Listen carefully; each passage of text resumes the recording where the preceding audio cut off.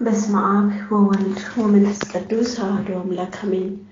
አንድ አምላክ በሆነ በአብ ወልድ በመንፈስ ቅዱስ ስም ሰኔ 11 በዚች ቀን በጦርነት ድል አድራጊው ከቤተ መንግስት ወገን የሆነ የመላእክት አርአያ ያለው የከበረ ሰማዕት ገላውዴዎስ የተጋድሎ ፍጻሜ ነው።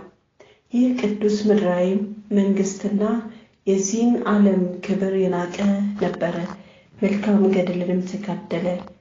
የማይጠፋ ሰማያዊ መንግስትና የማያልቅ ክብርንም ወረሰ። የዚህም ቅዱስ የአባቱ ስም አብጠልዮስ ነው። እርሱም ለሮም ንጉስ ለኑማሪዮስ ወንድሙ ነው። መልኩም እንደ እስራኤል ያዕቆብ ልጅ እንደ ዮሴፍ እጅግ ውብ ነበር። እርሱም በጦርነት ላይ የበረታ ነበር። የአንጾኪያ ተወላጆችም ይመኩበት ነበር። ስለ ደም ግባቱና ጽናቱ በሁሉ ዘንድ የተወደደ ነበር። እርሱንም ከመውደዳቸው ብዛት የተነሳ ጠላቶችን ድል እንዳደረጋቸው እነርሱም ድል ሆነው በውርደትና በብዙ ድንጋጤ ከፊቱ እንደሸሹ አድርገው ስዕሉን ስለው በከተማው መግቢያ በር ላይ ያኖሩት ነበር። ቅዱስ ገላውዴዎስም የቤተ ክርስቲያን ቅዱሳት መጻሕፍትን ዘውትር ያነብ ነበር። የሮም ንጉስም ዜናውን ሰምተው ሊያየው ወደደ። ልጁ ገላውዴዎስንም ይልክለት ዘንድ ወደ አባቱ ላከ። እርሱም ላከለት። በደረሰም ጊዜ በደስታ ሊቀበለው ንጉሱ ከሰራዊቱ ጋር ወጣ። ባየውም ጊዜ ደስ ተሰኘበት። የሮም ከተማ ሰዎች ሁሉም ደስ አላቸው። ከእነዚህ አውራቶችም በኋላ ከቁዝ አገር ሰዎችና ከአርማንያ ታላቅ ጸብ ተነሳ። ይህም ቅዱስ ገላውዴዎስ ክብር ይግባውና በጌታችን ኢየሱስ ታምኖ ወደ እነርሱ ወጣ። ድልም አደረጋቸው። ንጉሳቸውንም ያዘው።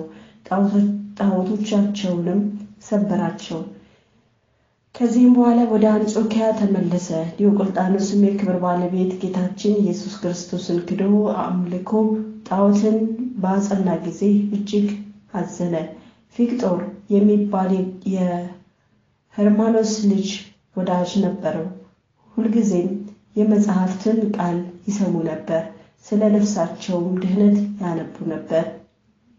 ከዚህም በኋላ ክብር ይግባውና ስለ ጌታችን ኢየሱስ ክርስቶስ ደማቸው ያፈሱ ዘንድ ተስማሙ። በዚያ ጊዜም ሰይጣን በሽማግሌ አምሳል ታያቸው። ያዘነላቸውም መስሎ እንዲህ አላቸው፣ ወላጅ ልጆቼ ሆይ መልካሞች ጎልማሶች ናችሁ፣ የነገስታት ልጆችም ናችሁ። ስለ እናንተ እፈራለሁ፣ አዝንላችኋለሁ። እኔም ከንጉሱ ጋር ተስማሙ ዘንድ ለአማልክትም ታጥኑ ዘንድ እመክራችኋለሁ።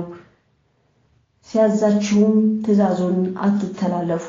እናንተም ክርስቶስን በቤታችሁ አምልኩት። ይህ ንጉስ ኃይለኛ ርኅራኄም የሌለው ጨካኝ ነውና አላቸው። ክብር ይግባውና ጌታችን ኢየሱስ ክርስቶስ ከእነርሱ ጋር የሚነጋገራቸው ሰይጣን እንደሆነ አስገነዘባቸው። ክፋቱን ሁሉ የተመላህ የሐሰት አባት ሆይ ከእኛ ራቅ፣ አንተ ሁልጊዜ የእግዚአብሔርን ሕግ ትቃረናለህና አሉት። ያን ጊዜም መልኩን ለውጦ እንደ ጥቁር ባሪያ ሆነ። እንዲህም አላቸው፣ እነሆ ከንጉስ አጣልቼ ደማችሁን እንዲያፈስስ አደርገዋለሁ። ሰይጣኑም ይህንን ብሎ ወደ ዲዮቅልጥያኖስ ሄዶ ፊቅጦርና ገላውዴዎስን ካልገደልካቸው በአንተ ላይ ይነሳሉ፣ አንተንም ገድለው መንግስትህን ይወስዳሉ፣ እነርሱም የመንግስት ልጆች ናቸውና አለው። ስለዚህም ንጉሱ ወደ ቅዱስ ገላውዴዎስ ልኮ ወደ እርሱ አስመጣው። ለጣዖታቱም እንዲሰዋ ለመነው። የአባቱንም ሹመት ሾመው ዘንድ ቃል ገባለት። ሰምቶም አልታዘለትም። ንጉሱም ክፉ ቃል ሊናገረው አልደፈረም። ቅዱስ ገላውዴዎስ ግን በድፍረት ይናገረው ነበር። ያለ ፍርሃትም ንጉሱንና የረከሱ አማልክቶቹን ሰደበ። ሄርማኖስም ቅዱስ ገላውዴዎስን ወደ ግብጽ እንዲልከውና በዚያ እንዲገድሉት ንጉሱን መከረው። እርሱ እንደ ልጄ እንደ ፊቅጦር አመፀኛ ነውና። ንጉሱም ወደ አዴናዊ ገዢ እንዲህ ብሎ ጻፈ፣ ገላውዴዎስ ትእዛዛችንን አልተቀበለም፣ ቃላችንንም አልሰማም። አንተም ወደ ትእዛዛችን ይመለስ እንደሆነ በብዙ ድካም ሸንግለው፣ ይህ ካልሆነ ራሱን በሰይፍ ቁረጥ። ቅዱስ ገላውዴዎስም ወደ እስክንድርያ ይወስዱት ዘንድ ንጉሡ እንዳዘዘ ባወቀ ጊዜ የእህቱ ባል የሆነ ሲድራማኮስን ጠርቶ ክብር ይግባውና ጌታችንን በማመን እንዲጸና ወገኖቹንም እንዲያጸናቸው አደራ አለውና በሰላምታ ተሰናበተው። ወደ አዴናው ገዢ ወደ አርያኖስም በደረሰ ጊዜ አርያኖስ አይቶ ደነገጠ።